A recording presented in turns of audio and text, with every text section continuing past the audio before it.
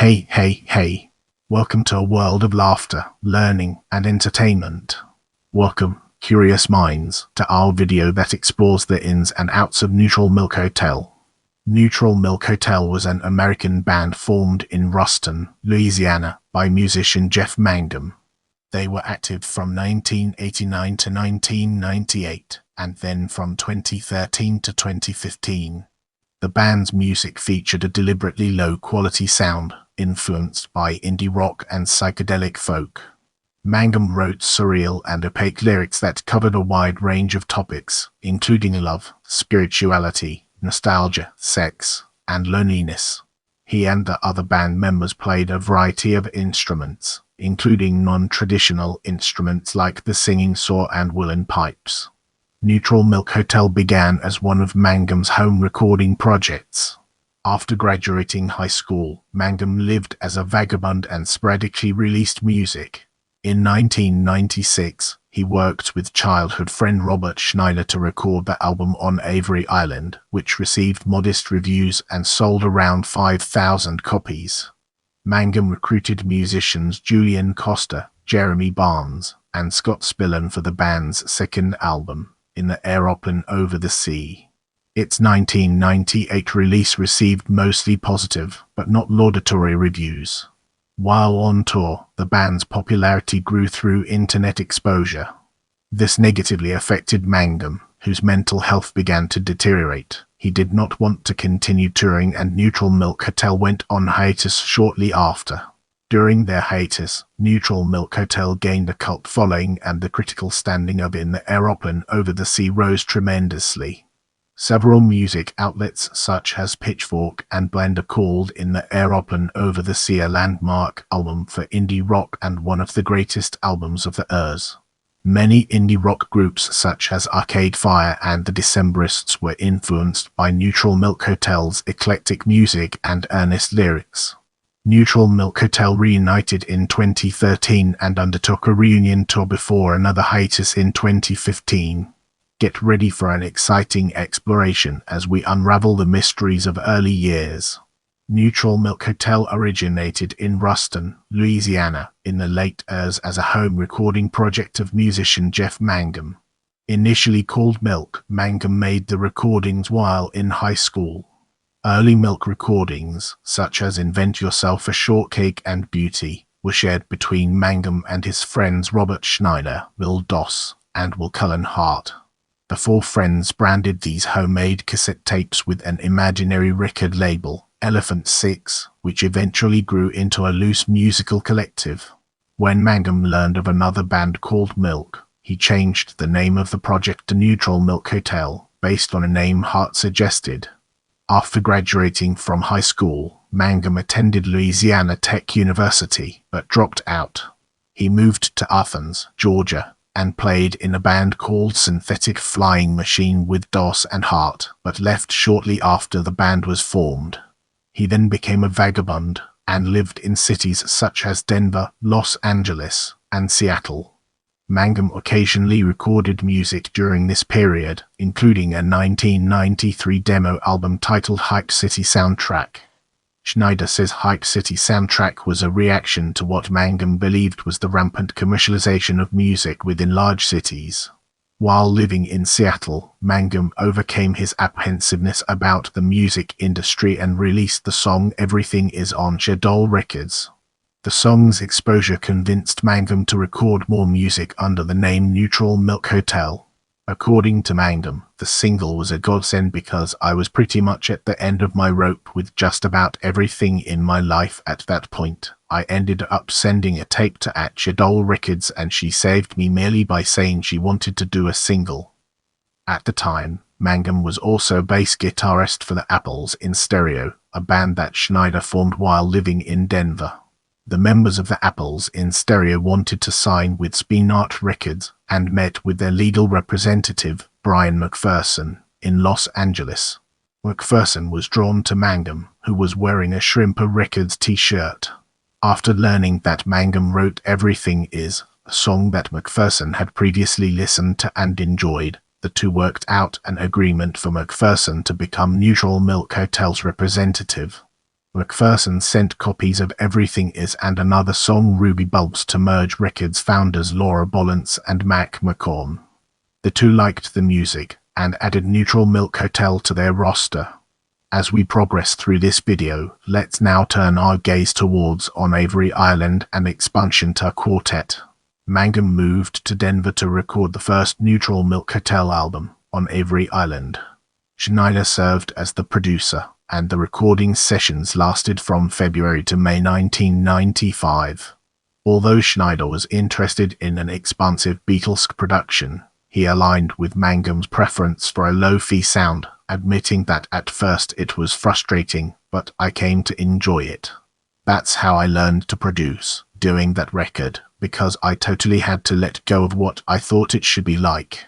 On Avery Island was released in the United States on March 26, 1996 by Merge Records, and in the United Kingdom on September 30, 1996 by Fire Records. It sold around 5,000 copies, which Merge considered a success. On Avery Island received positive reviews from critics, who characterized the music as lo-fi population. Kurt Wolff of the Houston Chronicle described listening to the music as a trippy experience, and ultimately called the album a fresh, exciting standout. The British publication NNE wrote, "Neutral Milk Hotel can convert miserable as sin introspection into forky mantras that bore into your skull like a well-aimed power drill." On Avery Island was ranked at number 35 on the Village Voices polls and job poll for 1996. After the release of On Avery Island, Mangum sought other musicians to tour with. While living in Ruston, Mangum befriended New York musician Julian Koster. They exchanged demo tapes, and Koster joined Neutral Milk Hotel as the bassist. Around this period, Koster received a letter from Chicago drummer Jeremy Barnes, who wrote how he was not meeting the expectations he had set for himself. According to Koster, Jeremy had written me this really wonderful letter, basically saying he was being led into a far different life than I think Jeremy Barnes was supposed to live. I think he was sensing that his destiny lay elsewhere. The letter resonated with Koster and Mangum, and they traveled to Chicago to meet him. After a short audition, the two persuaded Barnes to drop out of DePaul University and join the band. The final band member came when Mangum was traveling to New York City to live with Koster. On a stop in Austin, Texas, Mangum met former Rustonian musician Scott Spillane, who was working at a pizza shop. Mangum helped make pizzas during the late-night drunk rush, after which he convinced Spillane to join the band. The band members moved to New York City and lived and rehearsed in a house owned by Koster's grandmother. Koster encouraged the band members to play instruments outside their comfort zones. For example, drummer Barnes learned to play the accordion, and Spillane learned how to play the horn parts from On Avery Island, practicing on a 2-valve horn for hours every day. On April 28, 1997, Neutral Milk Hotel began a national tour, during which the band members learned to play as a unit. The On Avery Island tour generated enough money for the band members to afford to move to Athens, where a large group of Elephant Six musicians were living. By the spring of 1997, Mangum had written and demoed nearly every song for a second album. He shared the demos with his bandmates before they moved to Denver to record the album. As we progress, let's shine a spotlight on In the Aeroplane Over the Sea and examine its intricate interplay within our topic. Neutral Milk Hotel's second album, In the Aeroplane Over the Sea, was produced by Schneider and was recorded from July to September 1997. Schneider used new recording techniques to capture Mangum's lo-fi preferences. Mangum liked having a layer of distortion over the music, but Schneider did not use standard effects equipment such as big muffs or distortion pedals. Instead, Schneider used heavy compression and placed a Bellari RP222 mic preamp close to Mangum's guitar. Schneider then ran the sound through a mixing console and maxed out the sound on a cassette tape. This process was done for nearly every instrument used on In the Aeroplane Over the Sea. Schneider claimed that the nonlinearities of microphone distortion gave the album its unique warm quality. In the Aeroplane Over the Sea was released on February 10, 1998. Merge pressed 5,500 CD and 1,600 vinyl copies, and expected sales to be similar to On Avery Island. These initial projections were correct, as the album sold moderately well for the first few months. Critical responses to In the Aeroplane Over the Sea were mostly positive, but not laudatory. Rob Brunner of Entertainment Weekly praised the unique instrumentation and bouncy pop melodies, but described some of the songs as lifeless acoustic warblers. Pitchfork's M. Christian McDermott also commended the music, which he called a blend of pepper with Early's lo-fi that he found as catchy as it is frightening. A more negative review came from Ben Ratliff of Rolling Stone, who felt the heavy layer of distortion masked the absence of decent melodies. CMJ New Music Monthly ranked In the Aeroplane Over the Sea as the #1 album of 1998, and it placed 15th in the Pos and Jot poll for 1998. To promote the album, Neutral Milk Hotel embarked on a tour of North America and Europe. Musicians John Fernandez and Will Westbrook were brought on as touring members, and were taught how to play the horn parts with Spillane. While on tour, Neutral Milk Hotel gained a reputation for chaotic and physically demanding concerts. Great Lakes member Ben Crom recalled, "It was definitely dangerous. There often seemed to be a very real chance that someone, probably Julian, would get hurt. Jeff was always doing things like picking him up and throwing him into the drums. The band members often could not afford lodgings, and sometimes asked people in the audience if they could spend the night at their house, not realizing the homeowner was in fact terrified of them. As we enter this new phase, let's uncover the impact of hiatus and cult following on our broader topic. Some journalists have noted the release of In the Aeroplane Over the Sea coincided with the rise of the internet. The album, and by extension Neutral Milk Hotel, became common fixtures on online message boards, and early music websites like Pitchfork gave the band an increased level of promotion. Their newfound high profile had a negative effect on Mangum, and his mental health began to deteriorate. He constantly told his bandmates he wanted to quit, but never explained why. Some journalists have speculated he became tired of touring and constantly explaining his lyrics to fans. Elephant Six biographer Adam Clare believes he may have been overwhelmed by the way fans viewed his music, and the high expectations placed upon any subsequent recordings. Regardless of the reason, Mangum came to the conclusion that he could not continue performing, and instead wanted to disappear from the public eye. Instead of telling the other band members of his decision, he simply avoided the topic of new music altogether. This led to the unofficial breakup with Neutral Milk Hotel shortly after the tour. The final Neutral Milk Hotel live performance occurred on October 13, 1998, in London. During the hiatus, Mangum occasionally worked on some projects, but nothing was widely publicized. When asked about a third Neutral Milk Hotel album in a 2002 interview, Mangum said, "I don't know. It would be nice, but sometimes I kind of doubt it." Although Neutral Milk Hotel did not officially break up, the other band members worked on music with other Elephant Six bands such as Bablican, The Gerbils, A Hawk and a Hacksaw, and the Music Tapes.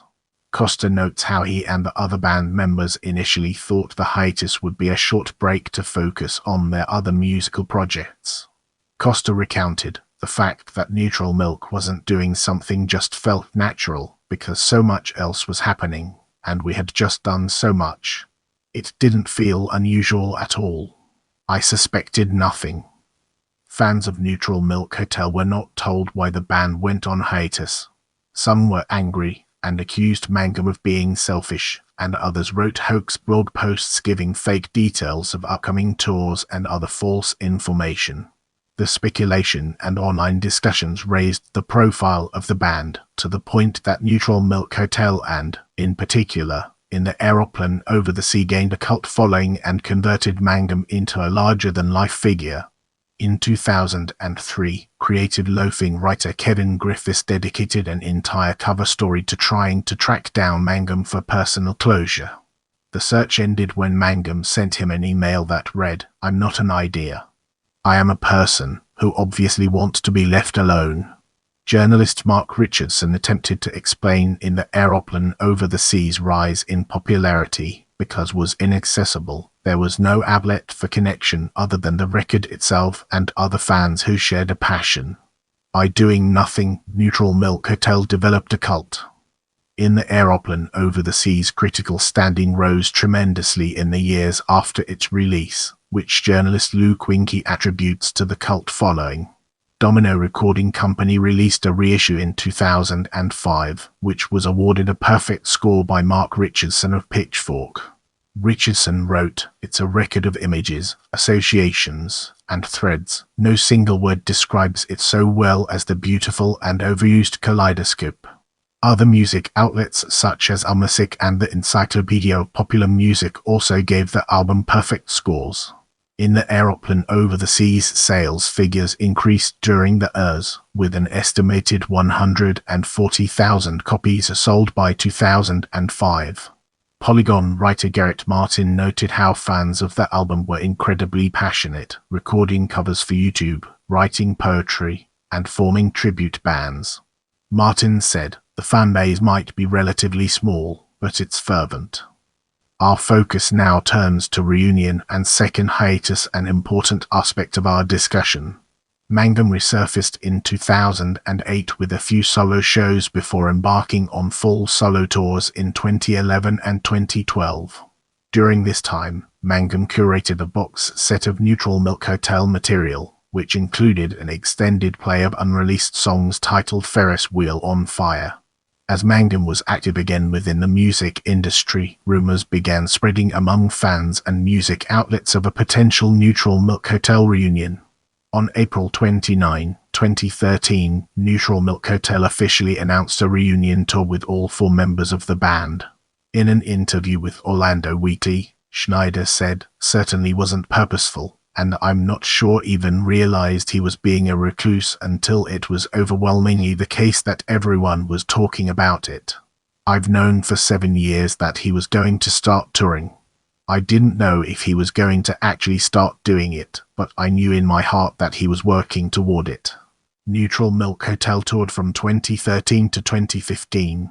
In a 2014 post on the Neutral Milk Hotel website, the band members wrote how their 2015 tour would be their last tour for the foreseeable future, and that they were going to take an extended hiatus. The post stated, "Dear friends, we love you, but it's time to say goodbye for the never-ending now." In 2023, Neutral Milk Hotel released another box set, titled The Collected Works of Neutral Milk Hotel. The box set includes every recording by the band, including Live at Jittery Joe's, a live album Mangum released independently in 2001. The Collected Works of Neutral Milk Hotel was nominated for the Grammy Award for Best Boxed or Special Limited Edition Package at the 66th Annual Grammy Awards. Prepare yourself for an in-depth analysis of music in this section.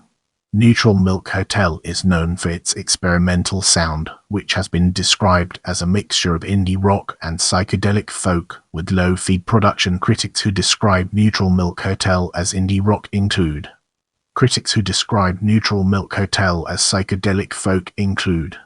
Critics who have noted Neutral Milk Hotel's lo-fi production. Critics have noted many other musical influences, including Eastern European choral music, Canterbury sound, circus music, marching band music, musique concrète, drone music, free jazz, and tropicleer. Neutral Milk Hotel songs typically involved simple chord progressions that Mangum would strum on an acoustic guitar. Often as the song progressed, more instruments would be introduced. The band members played a wide range of instruments. In the Aeroplane Over the Sea, for example, conventional instruments like drums and distorted guitars were paired with unique instruments like the singing saw and woolen pipes. Neutral Milk Hotel's early recordings, before On Avery Island, featured much distortion and are considered rough. Mark Richardson of Pitchfork believes Mangum's songwriting was undeveloped, and described the 1994 song Ruby Bulbs as raw and noisy and shouty, and reflects Mangum's interest in agropunk, an influence that didn't otherwise surface on his records. On Avery Island represented a move toward greater musical cohesion and more experimentation. Critic Sasha Giffen said the album veers wildly between the accessible and the inscrutable, the abrupt transitions between perfect pop melodies and gaseous balls of noise lend the album a certain wildfire charm. The most experimental song on the album is the final track, Pre-Sisters Swallowing a Donkey's Eye, a 13-minute drone track influenced by gamelan and noise music. Many critics believe in the Aeroplane Over the Sea is Neutral Milk Hotel's best and most fully developed release. Critics that have called in the Aeroplane Over the Sea the best and most fully developed Neutral Milk Hotel album include, by this point, Neutral Milk Hotel had 4 members as opposed to just Mangum, which allowed for a more complex and organic sound. Jason Ankeny of Allmusic notes in the Aeroplane Over the Sea emphasizes structure and texture, and that tracks seamlessly seg into one another. The overall sound of the album sometimes abruptly shifts from track to track. Rolling Stone notes the range of musical styles present on the album, such as funeral marches and punk rock. Critic Chris DeVille offers similar commentary, writing, on the musical axis, Neutral Milk Hotel veered from piercingly intimate psychedelic campfire sing-alongs to full band segments that barreled ahead with haphazard grace. With our foundation established, it's time to explore lyrics and its relevance to our overarching theme. Mangum served as the lyricist for Neutral Milk Hotel. Critic Jim Duragatis describes Mangum's lyrics as surreal and opaque, and notes that they feature a stream of consciousness style of songwriting. The lyrics would often include references to seemingly unrelated subject matter. Biographer Kim Cooper cites the song King of Carrot Flowers as an example of this style of songwriting. Although the lyrics are about childhood fantasies, there are references to sexual awakenings, domestic violence, religious fanaticism, and tarot card readings. Duragatis likened Mangum's lyricism to Dr. Seuss illustrating William South, Burroughs, or perhaps Sigmund Freud collaborating on lyrics with Syd Barrett. According to Mangum, many of his lyrics stem from his subconscious, saying, "Some of it I don't understand. I don't know what it is, but it sounds real nice." Another source of inspiration were the visions, lucid dreams, and night terrors Mangum would have. Mangum would sometimes have full conversations between himself and Schneider while sleepwalking. After coming up with an idea for a song, Mangum would start writing word bridges, which are small connecting ideas that would bridge the seemingly unrelated lyrics. Mangum cites the song Two-Headed Boy as an example, as each verse was written separately from each other over a long period of time, and he used the word bridges to connect the verses. Neutral Milk Hotel songs explore many lyrical themes, including love, spirituality, nostalgia, sex, and loneliness. Duragatis described Mangum's lyrics as a depiction of id, a personality component related to intrinsic desires. Mangum's lyrics can also be seen as a reaction to events that have happened in his life. For example, Song Against Sex was written as a reaction to the use of sex as a source of power in a relationship. A central lyrical topic in the Aeroplane Over the Sea is the life of Anne Frank, a teenage girl who died in a Nazi concentration camp. Tracks such as Holland, 1945, and Ghost incorporate elements of Frank's life into the lyrics. As a result, some listeners have described in the Aeroplane Over the Sea as a concept album. Amber Crawford of The Monthly disagrees with this assertion, writing, "It would be overly literal, though, to describe in the Aeroplane Over the Sea as an album about the Holocaust, for Frank is only one of many phantasms to populate a set of looping, interlinked narratives that proceeds with the closed logic of a dream or a religious vision." Get ready to uncover the mysteries surrounding live performances as we navigate its intriguing terrain. Neutral Milk Hotel's live performances often featured the 4 main band members and several other musicians. For example, the reunion tour featured backing musicians Laura Carter, Jeremy Thal, and Mangum's wife Astra Taylor. Almost every musician on stage would play multiple instruments and switch instruments between songs. Neutral Milk Hotel shows typically lasted between 45 and 90 minutes. The equipment used on stage was cheap and of poor quality, although for the reunion tour more expensive equipment was used. Early Neutral Milk Hotel shows were chaotic and disorganized. Buttergurry toured with Neutral Milk Hotel in 1996, and member Matt Suggs recalled, Mangum and co were confused and disorganized and lovable. In these early performances, band members would wrestle and tickle each other on stage. During the Aeroplane Over the Sea tour, the audio technicians for most venues were confused and did not know what to expect. As a result, Carter took on the unusual role of mixboard translator. According to Carter, it was more like talking them through what was about to happen, because so much was happening on stage that without someone helping, it was a wail or squeal, and the soundman would look at 20 instruments on stage and not know what to dive for. Brace yourself for a captivating discussion on Legacy as we explore its nuances and implications. When Neutral Milk Hotel disbanded in 1998, the subsequent cult following propelled the band into a new level of stardom, which led many fans and journalists to call Neutral Milk Hotel an important indie rock band.